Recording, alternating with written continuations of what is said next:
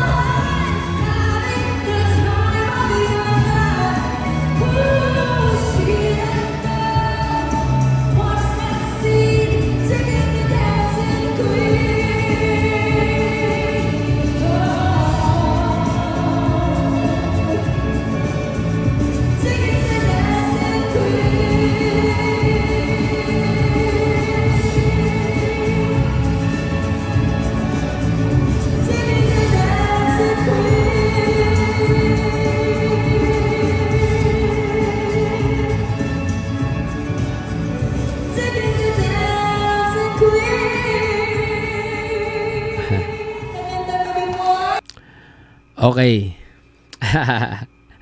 Okay, disclaimer lang, hindi po ako Roman Catholic, but I'm also a Christian. Ibang denomination lang, ibang grupo lang, no. And bias ko si Julian, one of my idols, no, pagdating sa kantahan, especially sa Queendom divas, no. Okay. I will not defend her kasi nga alam naman natin na sa kultura ng Kristyanismo, okay, especially sa Roman Catholic, no, alam naman natin na it's inappropriate to sing worldly songs, no, sa loob ng simbahan, sa harap ng altar. Okay, that's why I understand why people are bashing her.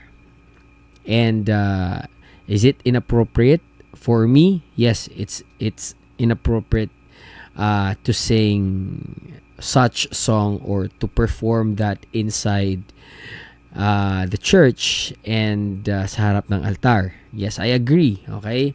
But gusto ko rin malaman yung story behind kung bakit siya nag-perform. Okay? Yung organizers, yung story, bakit personally, siya kasi, pwede kasi siyang mag-decline, no? If ever na talagang if yung personal preference niya ay hindi talaga pwede para sa kanya, sa paniniwala niya. But I would also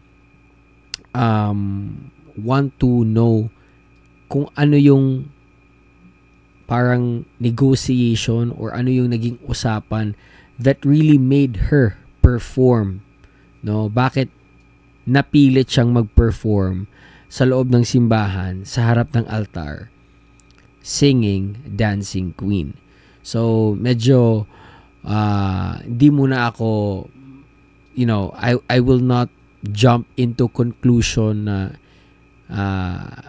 si Julian talaga yung may kasalanan, because there are still many factors and we really don't know the whole story. Pero yun nga, agree ako na if etong video na to, no, kumakanta ng Dancing Queen, nagpe-perform, and she's quite sexy, yung slit niya, no, kung pagbabasihan lang natin yun, so medyo nga inappropriate.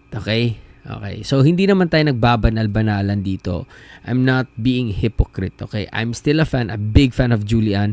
Hindi yan mawawala, okay? I still respect her as an artist, but before ako mag-conclude or to come into a conclusion na siya yung may mali, I won't, because I want to know more the details of the story behind yung naging usapan and who made her perform, or who made her, or who forced her rather to perform inside the church. Okay, kasi nakikita ko naman, 'di ba, parang may mga statwa naman doon na nakaganon si Jesus Christ, yung parang sa cross, tapos may mga konting mga statwa doon sa gilid-gilid. So, I assume and I suppose, based on the video, nasa loob talaga to ng simbahan. And I don't know the story behind it. So, I don't want to add more commentary. Basta yun lang. There are always not just two sides of the story, pero maraming sides yan, no? Especially dito, may sa organizer, merong sa officiating sa simbahan, kasi pwede naman nilang i-stop, no? Or pwede naman, kasi alam naman nila sino magpe-perform, ganun-ganon, 'di ba? May mga pinag-usapan yan bago yung event na nangyari sa loob ng simbahan. So there are many people involved in this. So I don't want to point or sisiyan lang si Julian. No, it's that's just unfair for her. Okay, so sabihin yung bias ako, it's okay, kasi nga sabi ko, Julian is one of my favorites. Bias ko si Julian. But again, speaking of the act itself, alam niyo yung ano ko, it was inappropriate, and I agree with that. So further details will be posted. Na obviously it will be posted dahil nagva-viral ito. So let's wait and see bago natin i-bash si Julian. Okay? So yun lang.